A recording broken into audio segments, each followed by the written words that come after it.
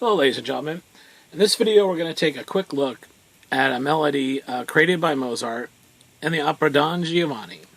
It's actually a kind of a Chopin interpretation, right? We have a Chopin video, Les Sylphides, about 12 videos ago perhaps.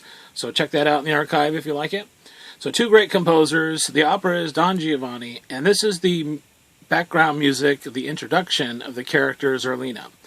Now Zerlina is young and beautiful, but she's also regal and full of grace and dignity. And let's see if, when you hear this melody, you hear a mixture of all those things. Here we go, starting on F.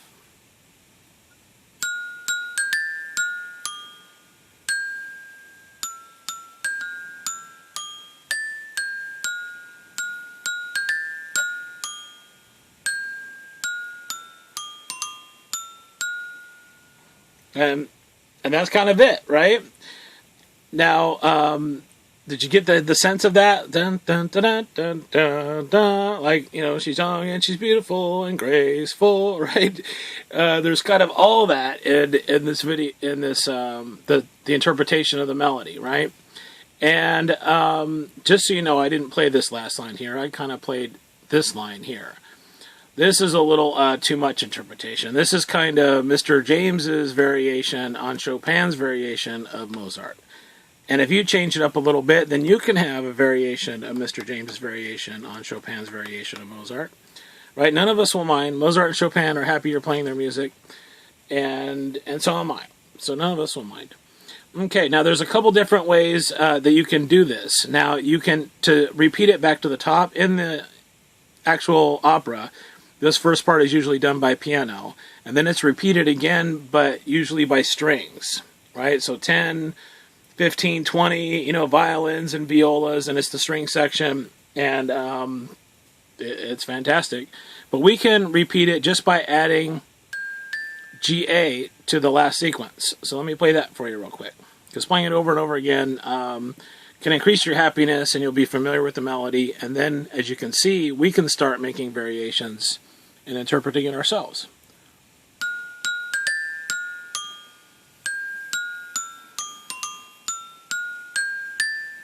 So, right, yeah, just adding that, you'll be able to go back to the introduction. Remember, leaving it on a high note, we're waiting for something, right? And you can go back to the top. So here we go.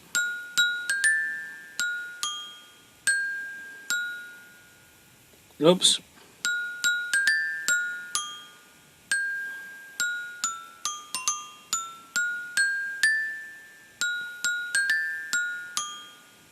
Right? So you can go round and round as many times as you want until your heart's content. So there's a couple different endings here, a couple different interpretations. I guess let me play this one for you. This is Mr. James putting in probably too many swing notes, but I just can't help myself. I just got to make it swing.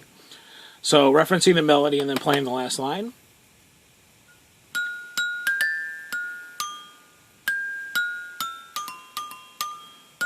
Oops, that was a little sloppy.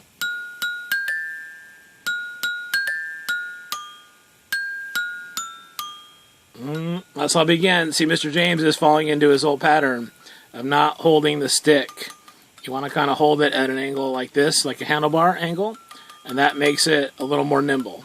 I get into the bad habit of holding it like a drumstick, and it's a bad habit, so steer clear of that. It's much easier to play at an angle like this. So let's try again. My mistake.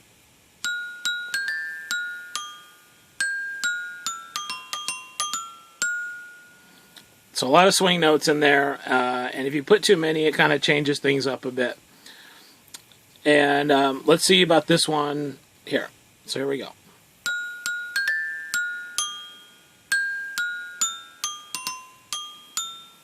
Oh, that should have been. Okay. Or this one here. Now here's a situation that I often run into when I'm trying to customize melodies. This will sound good in my ear all by itself, but then when I go back and reference the melody to see if it fits, it sounds more awkward. So let me play it by itself, just as an example.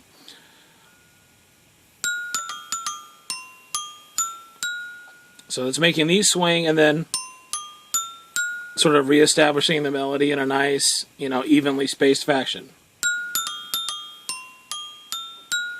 So that sounds pretty good, but watch what happens when I go back to the melody.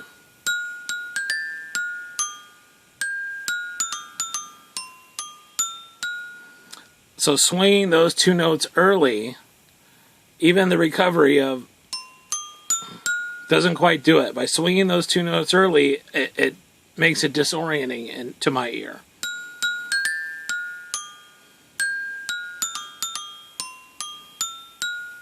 Right? So I got a low battery warning. Uh-oh. Okay, I better wrap it up.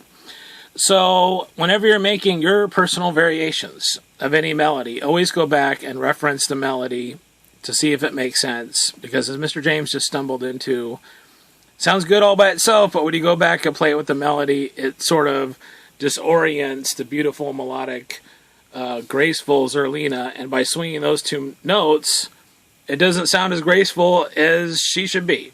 So it kind of makes it a little different. Okay, so have lots of fun with this melody. Interpret it and do it your own variation in your own different ways. Me, Chopin, and Mozart won't mind. Bye-bye.